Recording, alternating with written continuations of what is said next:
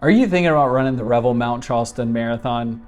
It is a fantastic race, and today I'm going to break down what I loved about it, what I didn't love, what my race prep was, and then what I would change in my race execution.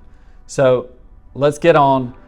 First of all, I just want to say, if you're thinking about doing this race, let me know down in the comments. Also, as you listen to this video, if you've got any additional tips or comments that you'd like to share with somebody else who might be thinking about running the Revel Mount Charleston Marathon, please go down in the comments, let them know. It'll help us all out tremendously. Thanks so much, and let's jump into the race. Now, this video is as much for you as it is for me, because spoiler alert, would I do this race again?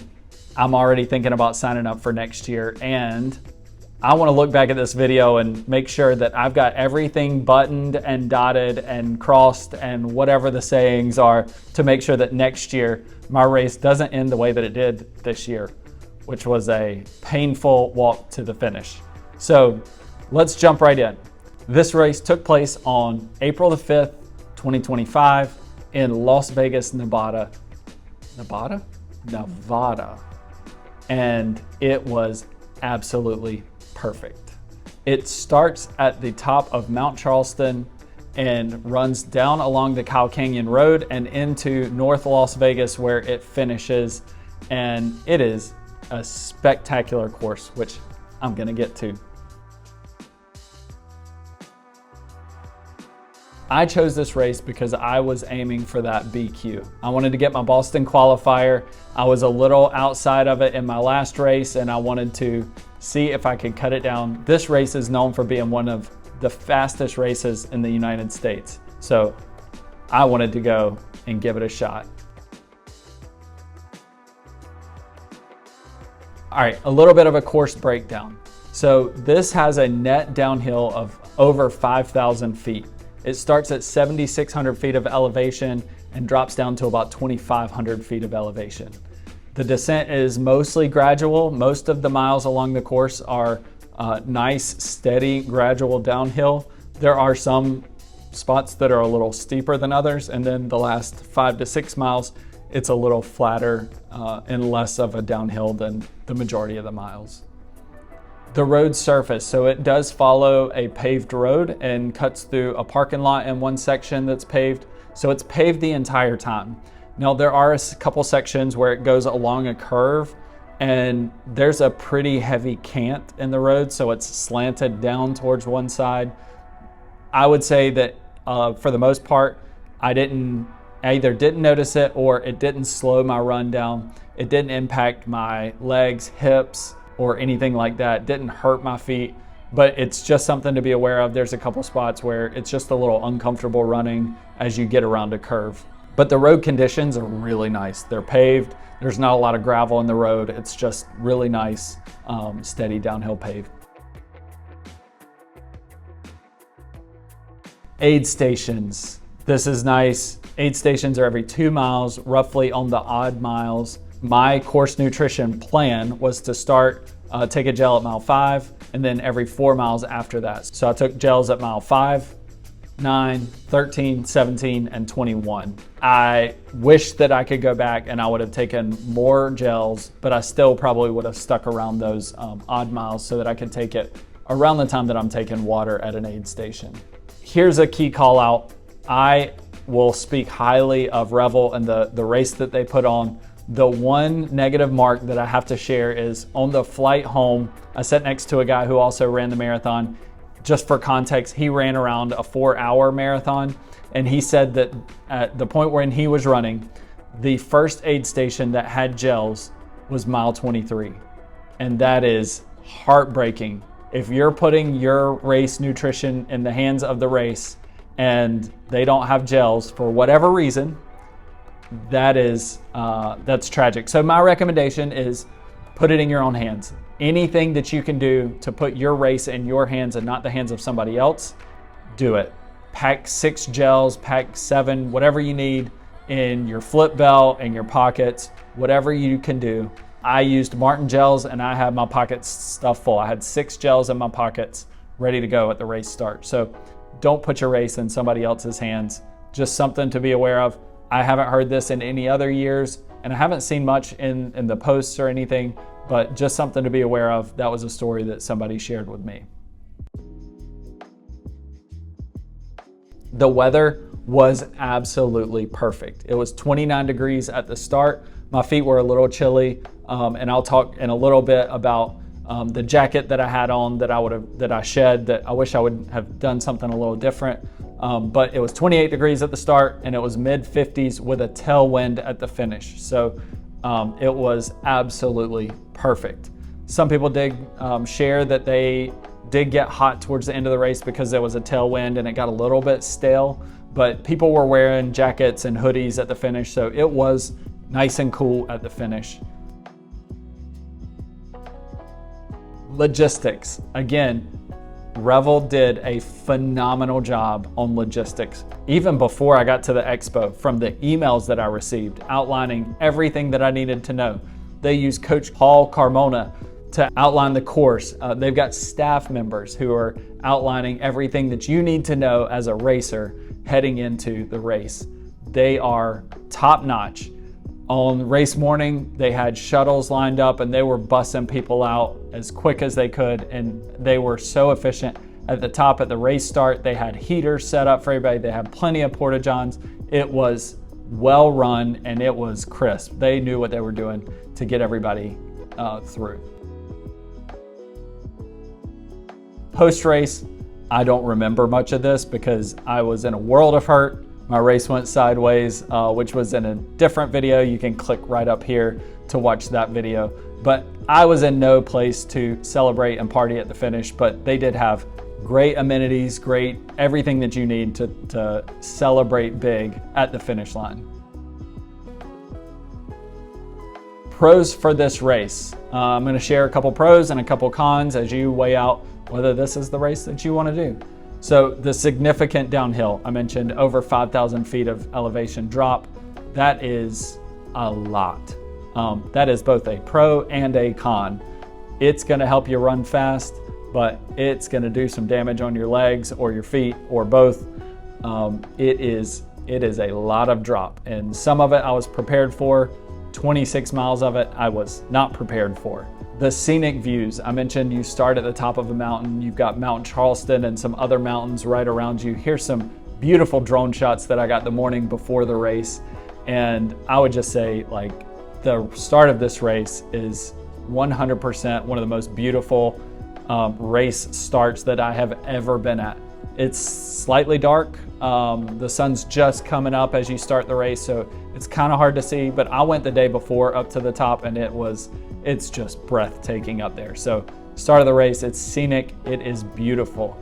The first 13 miles follow the canyon and you've got mountain peaks on both sides.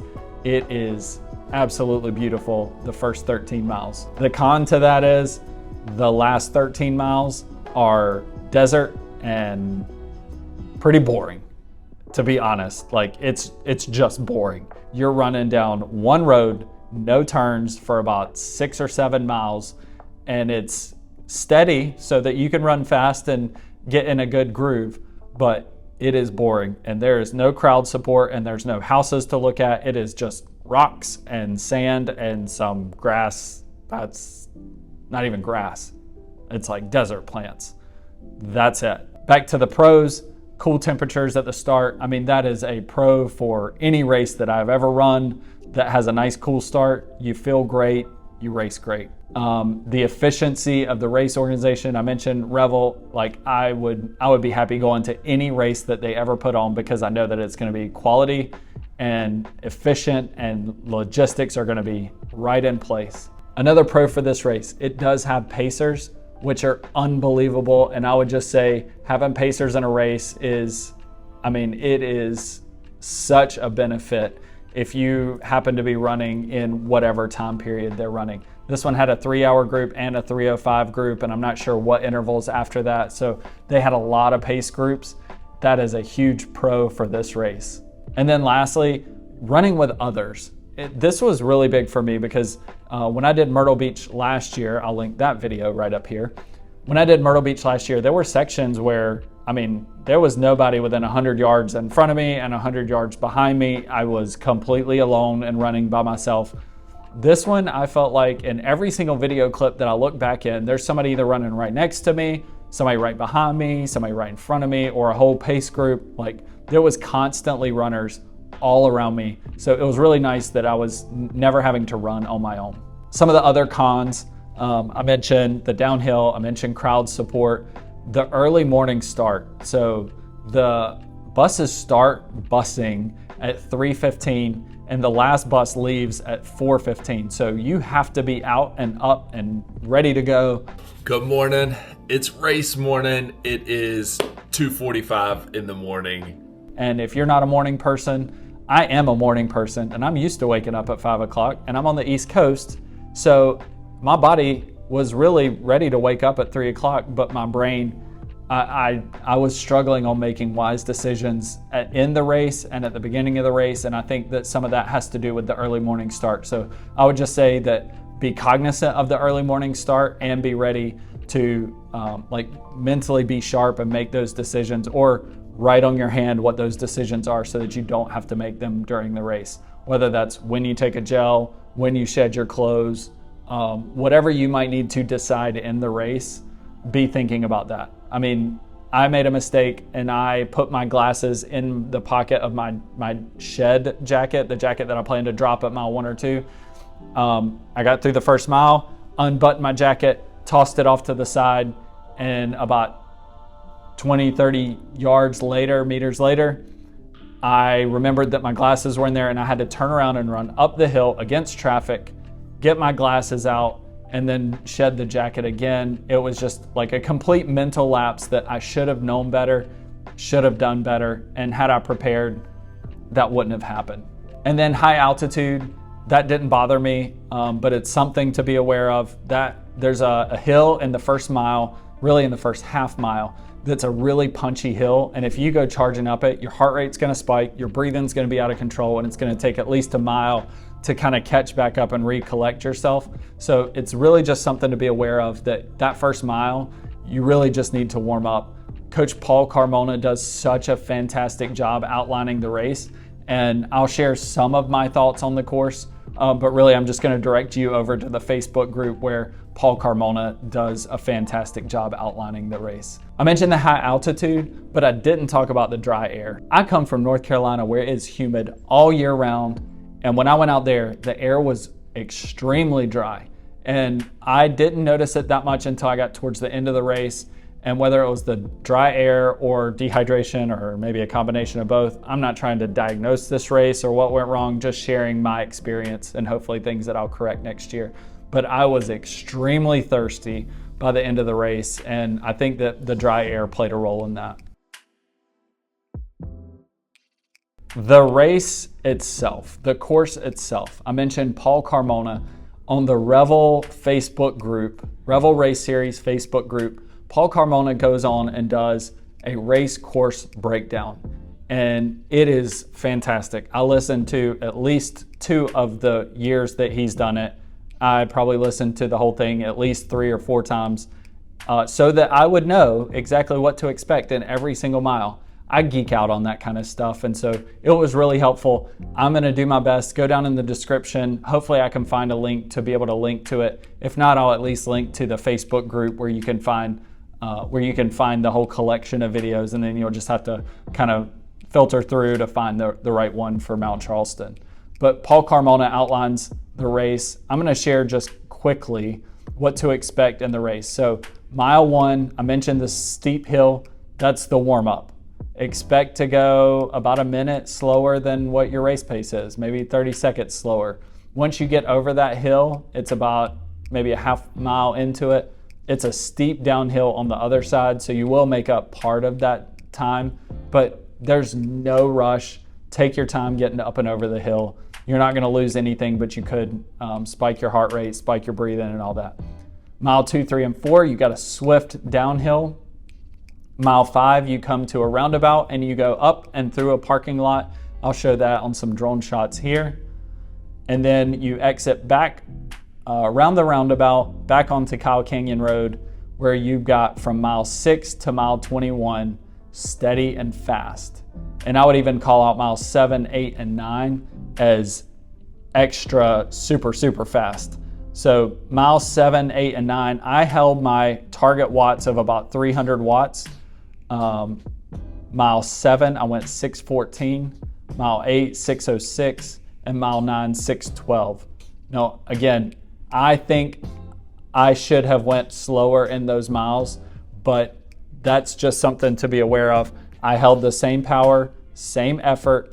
My heart rate stayed about the same, and that's where my pace dropped to.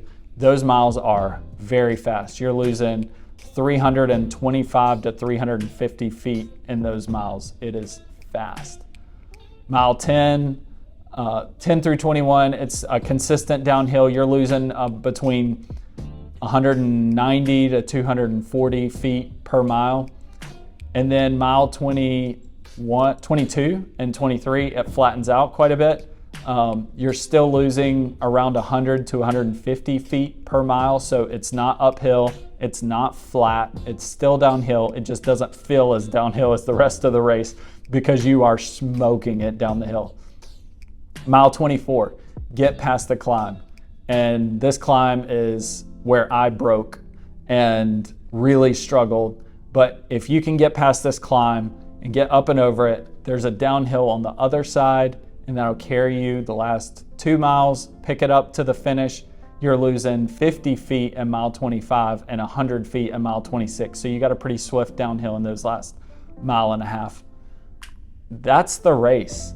What I would do differently is I would probably take it a little bit easier on those really fast miles. I think my legs just weren't used to running at a 6:05 pace in a marathon. And I think that those were matches that were burned that I wish that I had back. So wish that I had paced it a little bit better in those miles and maybe not went quite as fast. I stopped to walk, so my heart rate spiked. And I mentioned this in my last video, so I'm not gonna spend a whole lot of time. My heart rate spiked at mile 24, and I convinced myself to just walk up the hill and then I would pick it back up.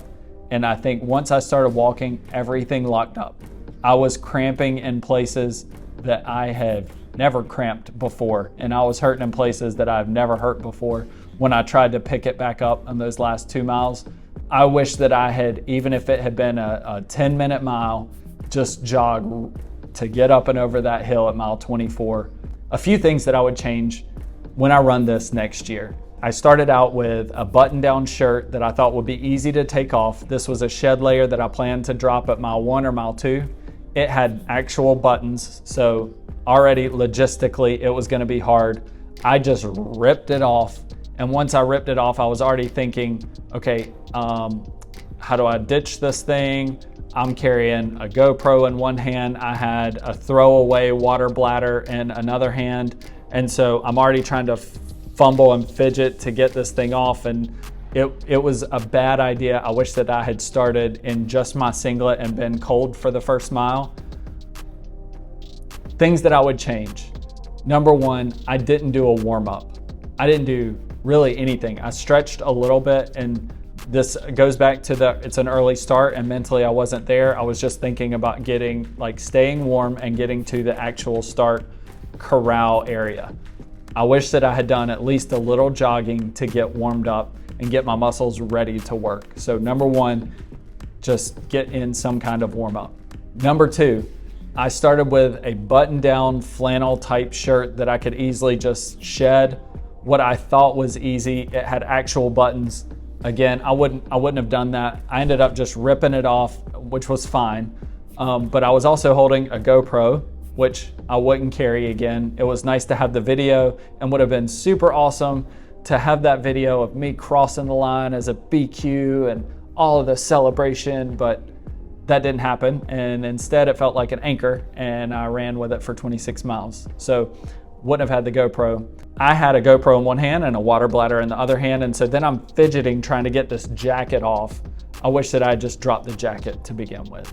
I had a GoPro in one hand and a water bladder in the other hand, and I'm trying to get glasses on, so not sure what my recommendation would be. As you're running down, you're running directly into the sunlight, which is probably another con for the race, Not a big deal, but you are running directly into the sun. So because it's dark at the start, you don't really want to start with sunglasses on, but you need to carry them and be ready to put them on around mile 2 or 3.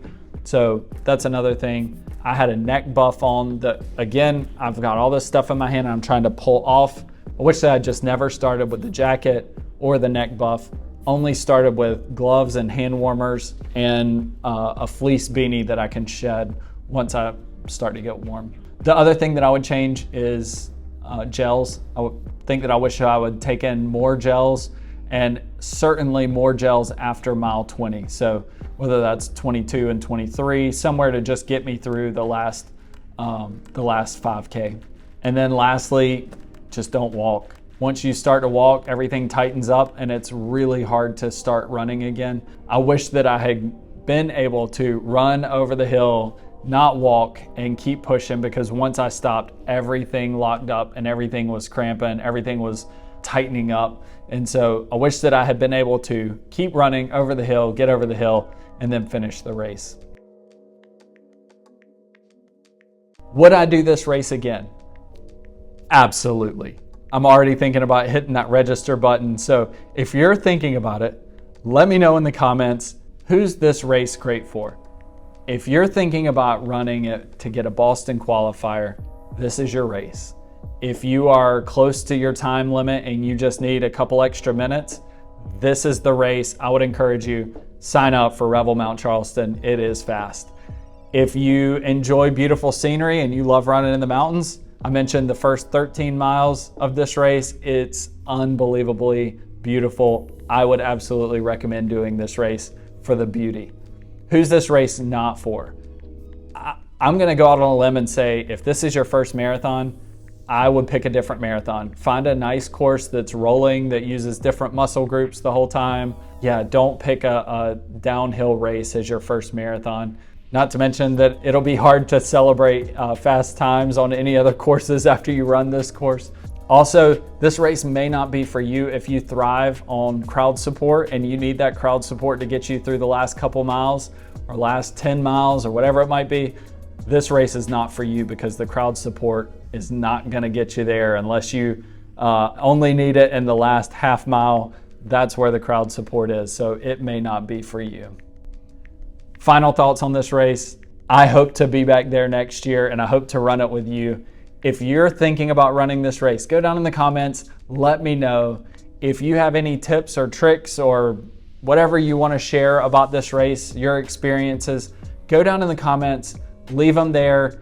It'll help other runners out. It'll help me out as I come back to this video next year. Thank you so much for watching this video to the end. I appreciate it. I love you guys. Onward and upward. Let's keep laying those bricks.